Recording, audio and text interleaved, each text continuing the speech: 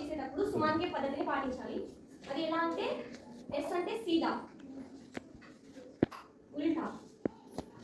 2 seconds, every step 2 seconds. ముట్టి same ఇదే స్టైల్లో పట్టుకోవాలి. అంగుటి నాకు ఇది నాకు ఇక్కడ